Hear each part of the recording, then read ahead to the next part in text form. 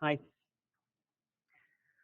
I participated in an Unreal Educator Accelerator program, which is fantastic. And it's also a lot of content to go through.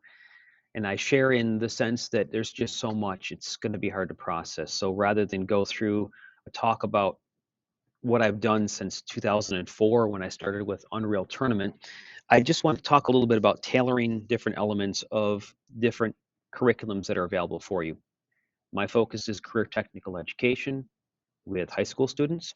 I do have a background in programming. I do have a master's in curriculum instruction, and I have been doing this for a while. So I've learned some things, and I kind of have a philosophy that I kind of have developed over time. I'll post this as a document, but you can drive yourself crazy with this if you're trying to do too much.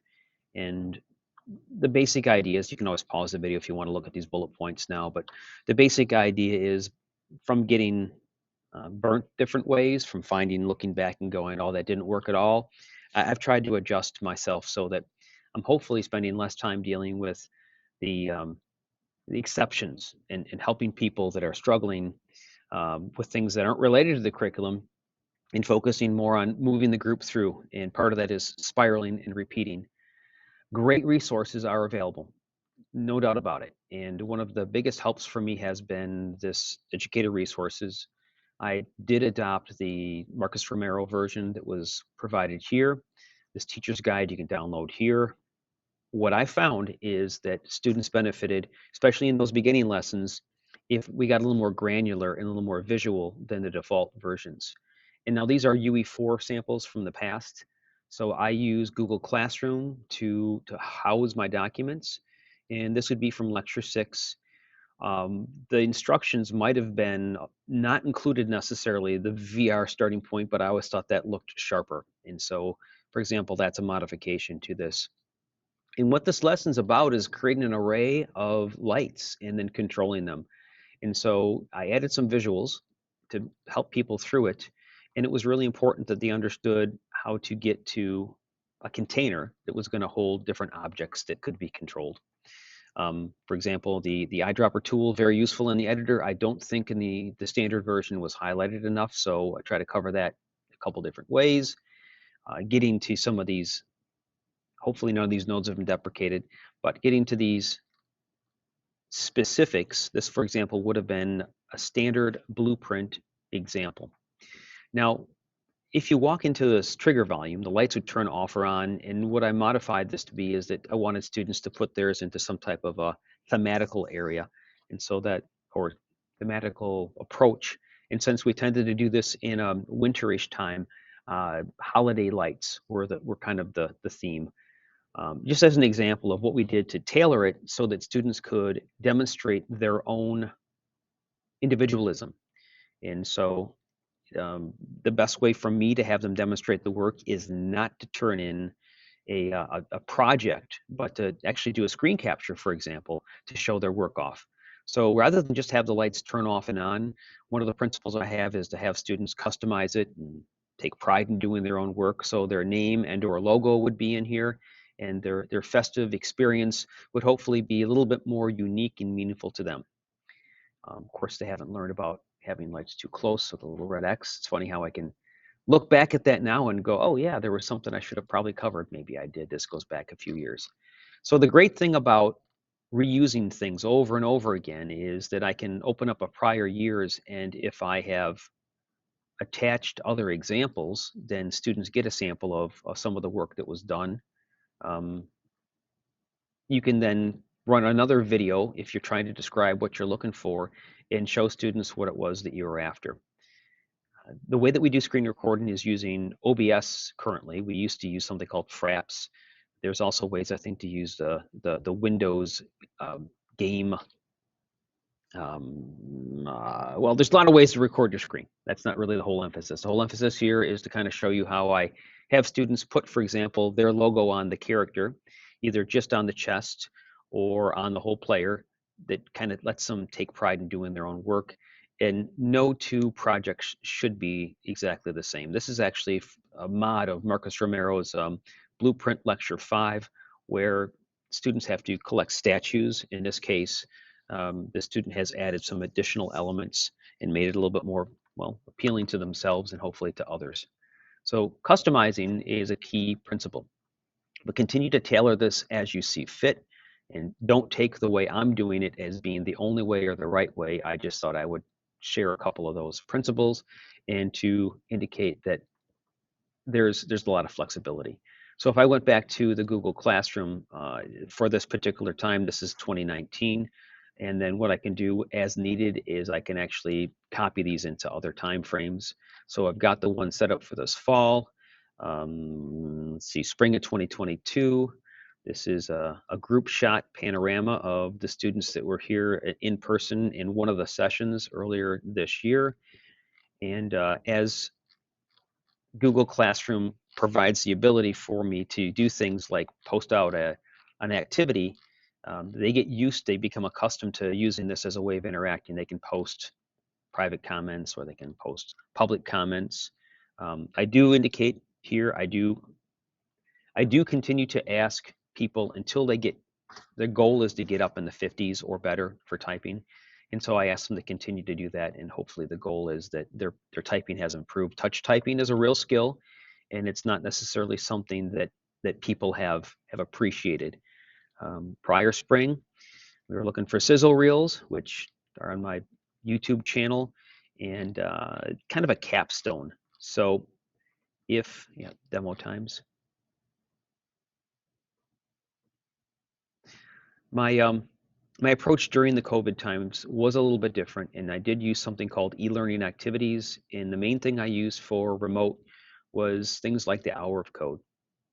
And for hour of code, I do want to suggest that you look beyond just what's the default instructions and bring in the videos that are provided by Cleverlike and Ian. There's some great walkthroughs on how things got done. Yeah, COVID was a weird time. It really was. We did the fast track. It goes back. 7 was still running that. Let's see if I can do hour of code here. No hour of code. Did I call it hour of code? I might not have called it hour of code. So to go back to 2019 and remember what I did isn't necessarily working for me here. So Google Classroom gave me a chance to customize the instructions from the standard, to tailor them by year, to include attachments from prior years, and to give people examples and encourage them to modify their own. Wish there was a better way for me to highlight all of this. There's a lot in here. There really is. Welcome to quarter 4. Required level design, standard build, standard design. Okay. Another thing that I find students really benefit from is if you start them out with the standard and then encourage them to do modifications. And so in this instance, we talked about the 4 stages of building, which is a great philosophy. Before you actually build your final level, you are going to do gray boxing. You're going to build out, used to be the prototyping pass was done with brushes typically. And then you move through a series of construction modes, improving and finalizing. So what I do is I give them a standard level to build, and the standard level has got top-down views, side views, and some reference art, and kind of sets the stage on what an expectation would be as they go to design their own work. This one has got pitfalls, and it's got a maze-like area, and it's basically to give them experience in interpreting somebody else's concepts. This approach teaches them how to take a sketch and digitize it and use that as a texture within the world that they can lay their material, use that as a base material to lay out the design and be pretty much to standards. Then they modify that, and they get some experience from reading a design, and then I do a design exchange. I have 3 different sessions. They're each here for 2 hours a day. So once they've designed a level, built their own level, and then made sure that it has gone back and looked at the design, make sure it really matches what they're after. Their design is shared with 4 students from different sessions, not their own sessions, so they can't talk face to face. And what I do is I make sure that when they send it to 4, and what I'm trying to do is make sure that they get a design from somebody in the current year. ideally their design is attractive and somebody gets what you're after and they're going to build your design. And if that worked ideally with time, you'd have at least the meshing, at least through maybe not through the meshing pass. Maybe you just do BSPs to start with, but you'd have your design as interpreted by 4 other students, which is great feedback on how good you're doing as a designer. Since that time, I found a great process using blocking out with the scaled textures, and you don't necessarily need to write everything out on graph paper, but it is interesting for students to see a design, to create a design, and to get experience at having somebody try to build their design, all using 21st century skills as they're communicating. So sometimes I've done it for a whole semester. Sometimes I've done it for a part of a semester, and I've mentioned in the Educator Accelerator program that we do use March 10th as Mario Day, and I have students create a Mario tribute using the side scroller. Another thing we played with in the accelerator that I don't see in Unreal Engine 5 was a rollerball starting game. So the Rube Goldberg machines that we've been talking about would have been a really good candidate uh, to have built using a rollerball game dynamic. Um, Maybe not. Maybe it's actually more about using force and gravity, and I guess that's something that I can't figure out talking to myself here. All right, so every year I basically use Google Classroom to organize my work and provide a way for people to collaborate, turn their work in. I reuse things from past years. I'm always looking for good ideas and copying them. In the spring, I implement a system called guided. Um, in, yes, I don't even remember what my own acronyms for. It's focused technical studies. Oh, independent. It's guided, independent, focused technical studies. So here's the deal. I've taught them the basics. They've worked individually. The third phase that I haven't talked about in detail is doing group projects, and usually we do that either directly for or indirectly for preparation for student competitions. Things like the I've encouraged Games for Change. I haven't gotten an actual response. Skills USA is another one. And I try to bring examples from past year into play so that the students can see prior students' work. I have a shared drive here, and under a folder called Unreal, I've got some samples from past years. So you know as yeah, so if I went into some sample levels here, I could get into the 2022 student games, and we could see that at least I've got the folders from 5 different student developed projects. Not every student developed group project ends up here. The ones that are notable in either their uniqueness or in their playability are put up here so that when new students come in, I can kind of begin with the end in mind and show them those things. So then you get to spring. People have done their group projects. We may have done Skills USA, and these guided, focused, independent technical studies are the way I finish out the end of the semester. I happen to draw from 22 different high schools, and some finish earlier than others. So they might only get a week of gifts if they're a senior and they're leaving early. And it might be that they are working on their junior and their school's going even longer than our tech course. So it might be that they're even exceeding the time that I have with them.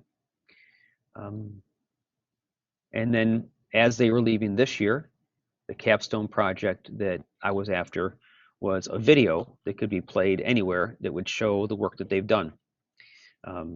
This is an exceptional student version, high school student, junior. He's coming back in the fall, and he went above and beyond. He's got some thematic music here going, and he did modeling.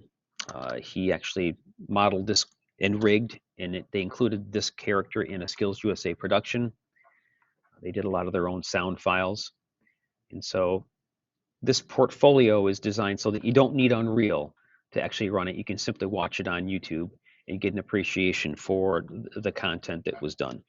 And so out of the, and he's got a speed run there, out of the 65 or so students that finished it, I took what I call the, uh, I guess I'd call it the editor's choice. I was going to call it spicy or something, but due to the advice of some students that were, yeah, spicy wasn't appropriate. Editor's choice is what we turned on.